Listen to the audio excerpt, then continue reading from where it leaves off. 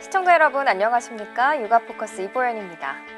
코로나 블루라는 용어가 이제는 더 이상 낯선 단어가 아닌데요. 코로나 블루란 코로나19와 우울감, 즉 블루가 합쳐진 신조어로 코로나19 확산으로 생긴 우울감이나 무기력증을 뜻하죠. 그런데 요즘 코로나 블루 이외에 새로운 신조어가 만들어져 사용되고 있다는데요. 코로나 블루가 쌓여 분노로 폭발한 단계를 뜻하는 코로나 레드, 코로나 블랙은 미래를 예측할 수 없는 암담함 그 자체를 뜻한다고 합니다. 코로나19를 극복하기 위해선 마음 건강이 매우 중요한데요. 스트레스가 쌓일 때마다 방치하지 말고 이를 해소할 수 있는 각자에게 맞는 방법을 찾아 실천해야 합니다. 생활 방역뿐 아니라 심리 방역이 절실한 때인 것 같습니다. 육아 포커스 저녁 방송 시작하겠습니다.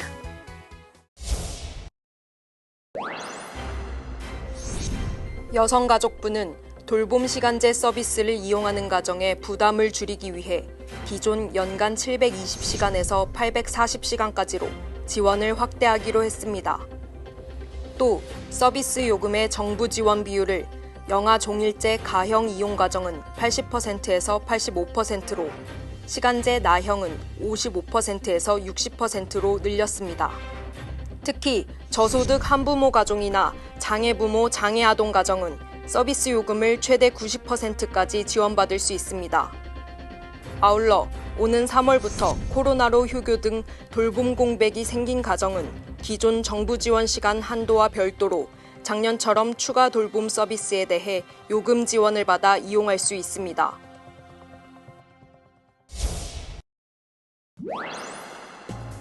이곳 기숙사는 기존의 이주 자가격리를 위해 쓰이던 곳인데요. 남는 방 40개실을 무증상 해외 입국자를 위한 시설로 만들었습니다. 현재 무증상 입국자는 별도 격리 조치 없이 귀가한 뒤 각자 검사를 받습니다. 길게는 3일. 이 기간 지역 확산 우려가 있는 만큼 이를 선제적으로 막겠다는 겁니다. 어떻게 하면 입국자들이 중간에서 빠져나가지 않고 가족이나 타인들을 접촉하지 않고 안전하게 PCR 검사를 할 수 있는가를 고민했습니다. 기존 입소자들과는 동선이 아예 분리됩니다. 퇴소자가 나오면 방 전체를 방역하고 환기까지 거쳐 3일 뒤에야 새로운 입소자를 받습니다. 10시, 그 다음에 4시, 저녁 8시 이렇게 해가지고 정기적으로 각 복도라든지 방역을 다 실시를 하고 있고요. 직원 간이라든지 입소자 간에 발생할 수 있는 감염병은 전혀 없이 철저하게 방역은 실시하고 있습니다.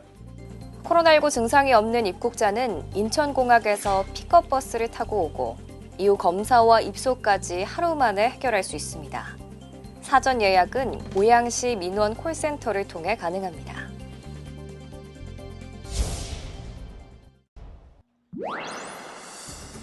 국민의 절반 가까이가 4차 재난지원금을 선별 지급해야 한다고 생각한다는 여론조사 결과가 나왔습니다. 한국갤럽이 지난 1월 19일부터 사흘간 전국 성인 남녀 1,000명을 대상으로 4차 재난지원금에 대해 물은 결과 선별적으로 지급하는 것이 좋다는 답변이 전체 응답의 47%로 집계됐습니다. 반면 전 국민에게 지급하는 것이 좋다는 32%로 나타났습니다. 지급하지 않는 것이 좋다는 응답자도 17%를 차지했습니다. 대부분 연령대에서 선별 지급이 우세했지만 40대에서는 전 국민 지급이 47%로 선별 지급 34%보다 높게 나타났습니다.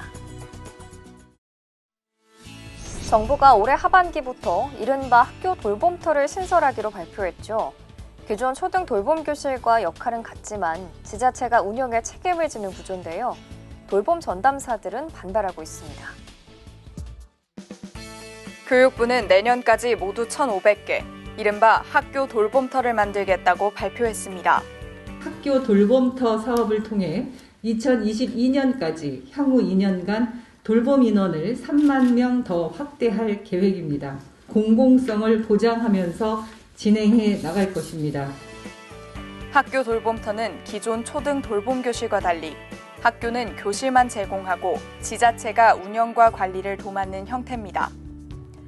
초등 돌봄교실과 같은 운영 시간을 기본으로 하되 정규 수업 전이나 방과 후 저녁 돌봄으로 2시간 연장도 가능합니다. 지자체는 교육청, 학교와 협의해 기존 돌봄교실을 학교 돌봄터로 전환하거나 새로 설치하는 문제를 자율적으로 결정할 수 있습니다. 당연히 학교 입장에선 업무를 줄일 수 있다는 측면에서 학교 돌봄터를 선택할 가능성이 높습니다.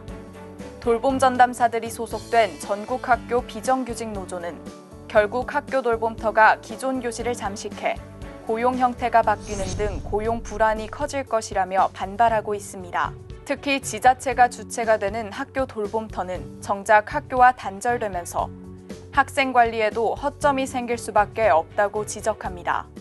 학교에 있는 프로그램을 이용하는 주민이 될 뿐이에요. 학부모님들한테도 그 학교 소식 같은 그런 정보 같은 것들을 제공하는데 한계가 있다라고 얘기를 하더라고요. 학교의 연계성이 굉장히 떨어진다고.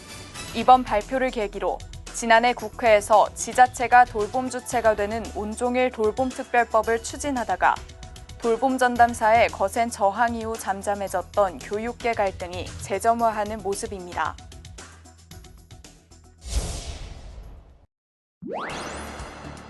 정인이 입양 절차를 담당했던 홀트 아동복지회는 지난해 상태 확인을 위해 가정 방문을 요청했지만 양모는 거부했고 강제할 권한은 없었습니다.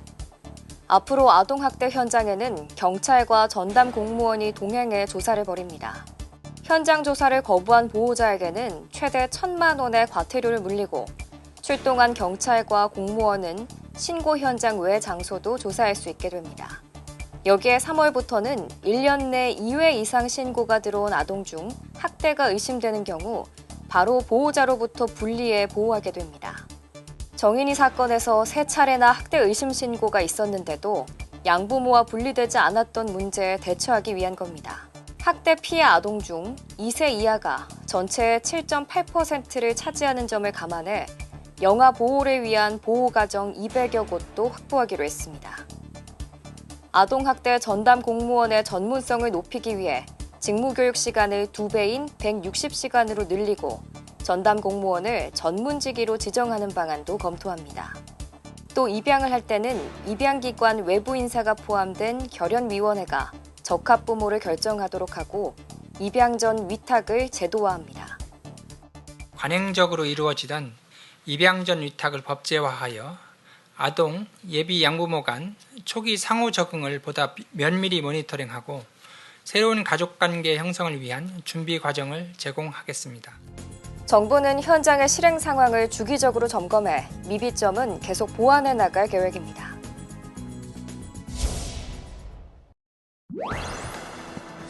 정부가 아동학대 사건이 발생했을 때 피해 아동을 적극적으로 보호하기 위해 공공후견인제 도입을 검토하고 있습니다. 고드경 보건복지부 인구정책실장은 온라인 기자간담회에서 아동학대 행위자의 친권 제한 문제와 관련해 공공후견인 제도를 활발하게 하자는 대안이 법무부와 협의돼 있다고 밝혔습니다. 고 실장은 아동이 학대 행위를 당하면 시군구청장이 보호 조치를 할 수 있고 이 과정에서 친권과 부딪히는 문제를 해소하기 위해 제도 도입을 구체화하는 단계라고 설명했습니다. 지난해 3월 일명 민식이법 개정 이후 어린이 교통안전에 대한 사회적 관심이 높아졌지만 시설물 관리 실태는 아직도 허술한 것으로 나타났습니다. 경기도가 어린이 보호구역 내 시설물 관리 실태를 감사한 결과 74%가 개선이 시급한 것으로 조사됐습니다. 경기도 시흥의 한 초등학교 앞 도로입니다. 10cm 이상 높이로 차도 전체에 설치해야 할 과속 방지턱은 무늬뿐이고 횡단보도에 그려진 도색은 군데군데 훼손돼 엉망입니다.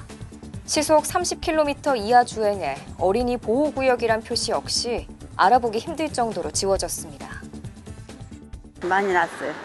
여기가 언덕이 이렇게 내려가고 차들이 막 달리는 거 표시판이 별로 없었어요.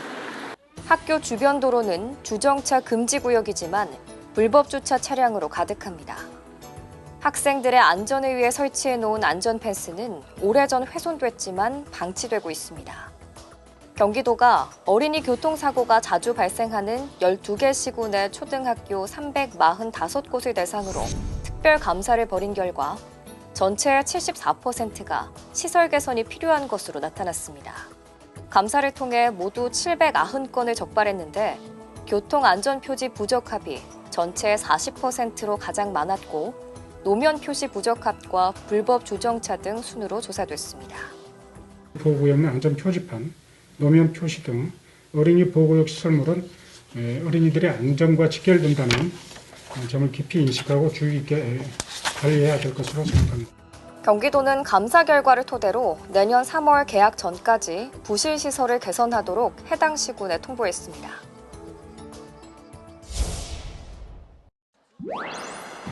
교육부가 지난해 초등학교 4학년부터 고등학교 2학년을 대상으로 진행한 조사에서 학교 폭력을 경험했다는 응답은 0.9%, 100명 중 1명꼴이었습니다. 2019년 1차 조사 때 1.6%였던 응답률보다 다소 떨어졌습니다. 이 같은 결과는 무엇보다 코로나 확산 우려에 등교 수업이 감축됐기 때문으로 풀이됩니다. 하지만 사이버 폭력의 비중은 커졌습니다. 조사에서 사이버 폭력을 당한 적이 있다는 응답은 전체의 12.3%를 차지했습니다. 2019년 1차 조사 때보다 3.4%포인트 늘어났는데 예년보다도 비중이 다소 커진 게 눈에 띕니다. 사이버 폭력은 중학교에서 피해 비중이 가장 높았고 고등학교, 초등학교 순이었습니다. 교육계에선 무엇보다 사이버 폭력 비중이 커진 것은 비대면 수업에 그늘일 수 있다는 점에서 우려하고 있습니다.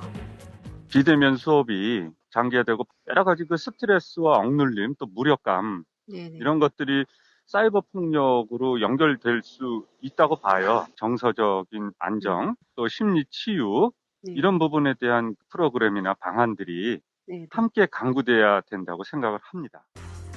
교육부는 사이버 폭력에 대응하기 위한 인터넷 사용 교육을 강화하는 등 이번 실태조사 결과를 토대로 학교 폭력 대응 계획을 세운다는 방침입니다. 정은경 질병관리청장이 논문을 통해 학교 내 코로나 감염이 극히 적었고 등교 중지 효과도 크지 않았다는 분석을 내놨습니다. 방역 수칙만 잘 지킨다면 코로나 속 등교 수업도 괜찮다는 취지인데요. 교육 현장의 반응 들어봤습니다. 정은경 질병관리청장이 한림대 의대 사회예방의학교실 연구팀과 함께 발표한 논문입니다. 지난해 5월 등교 이후 코로나19에 감염된 아동 청소년을 조사해봤더니 교내 전파는 전체의 2.4%에 불과한 것으로 나타났습니다. 연구기간 국내 확진자 가운데 0세에서 19세 확진자 비율은 7.2%였고 학교 폐쇄 전후가 차이가 없었다는 설명도 덧붙였습니다.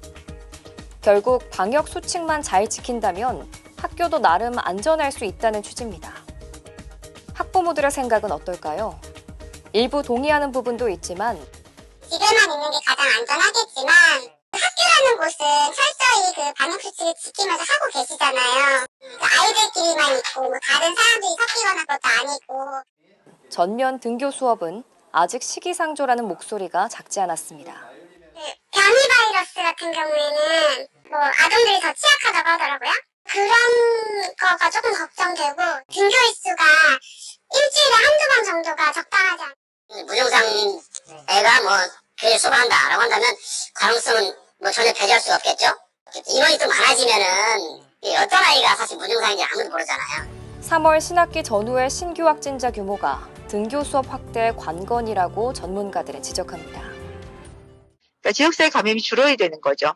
교사들을 사실은 백신 접종을 해야 되고 그 상태를 보고서 이제 등교를 점점 늘리거나 그런 식으로 해야 되겠죠. 근데 지금 이제 확진자가 아직 그렇게 안 줄었기 때문에 한편으론 학교에서 신속 항원 검사를 실시하는 등 체계만 마련된다면 등교 수업을 통해 오히려 지역사회 감염 확산을 예방하는 효과가 있을 것이란 목소리도 있습니다.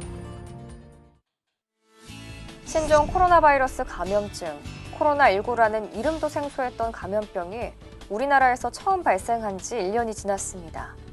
겪어보지 못했던 바이러스발 위기에 지난 1년은 경제는 물론 우리 삶의 모든 면이 송두리째 흔들린 시간이었습니다. 1월 20일 오전 8시에 중국 우한시 신종 코로나 바이러스 감염증 해외 유입 확진 환자를 확인하였습니다.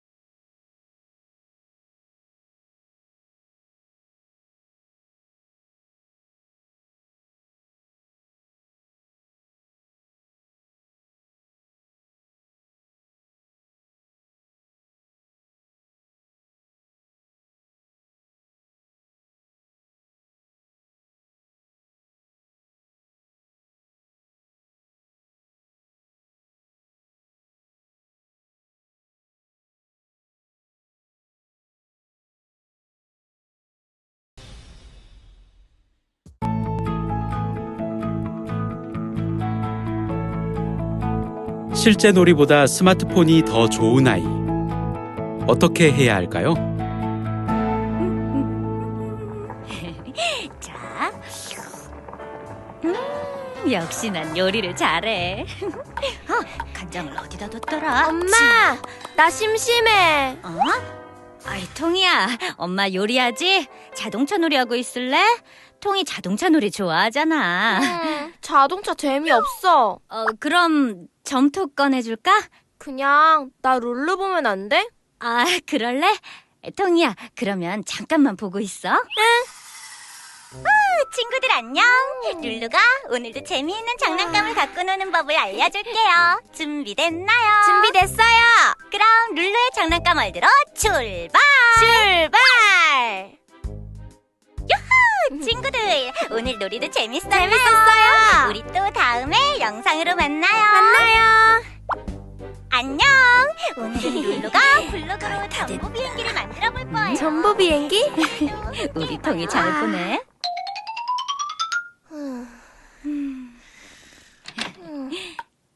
자, 어린이집에서는 별일 없었나? 주말에 풍선놀이랑 비즈놀이도 했다고 자랑하더라고요. 통이가 주말 동안 정말 즐거웠나 봐요. 풍선놀이는 했는데 비즈놀이를 언제 했지? 아빠랑 했나?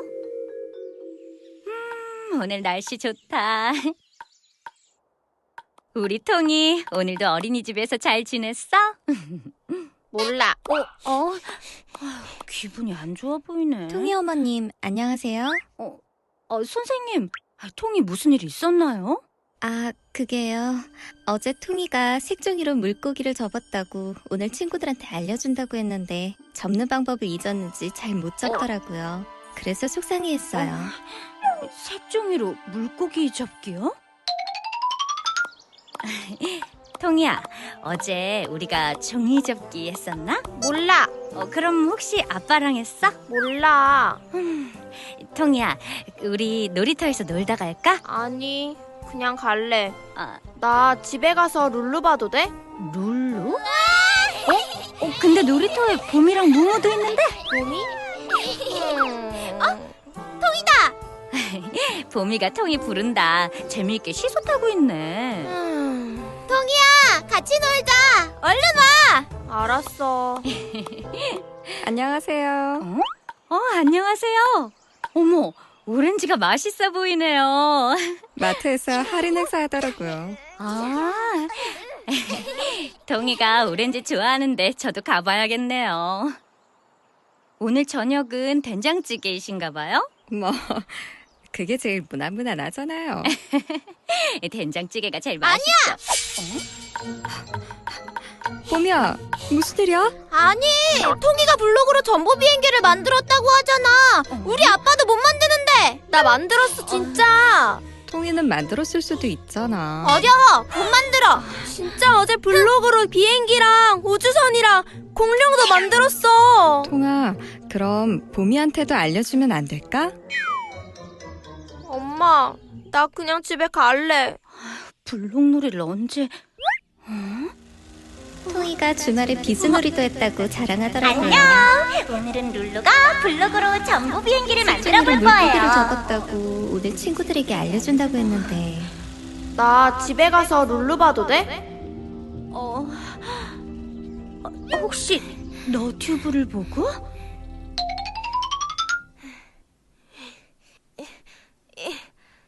우리 통이 뭐해? 엄마랑 같이 놀까? 블로그로 뭐 만들고 있었어? 엄마랑 비행기 만들어 볼래?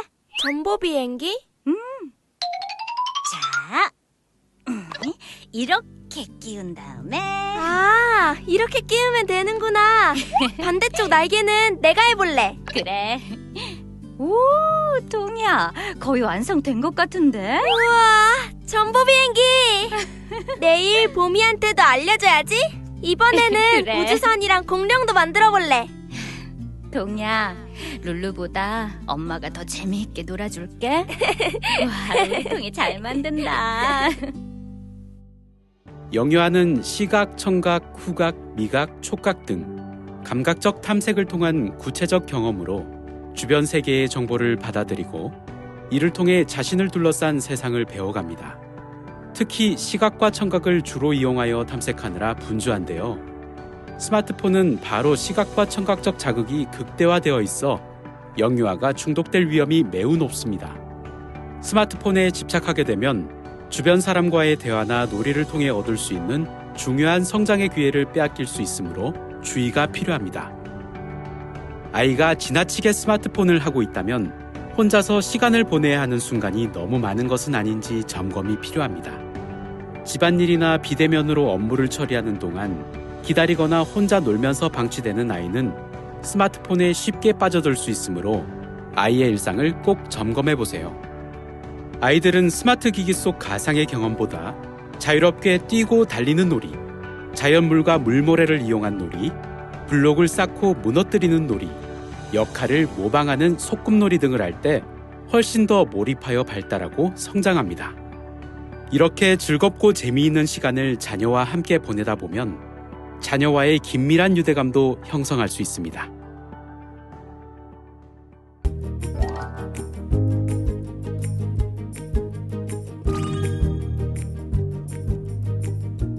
여성가족부에서 발표한 2020년 경력단절 여성 현황을 말씀드리겠습니다.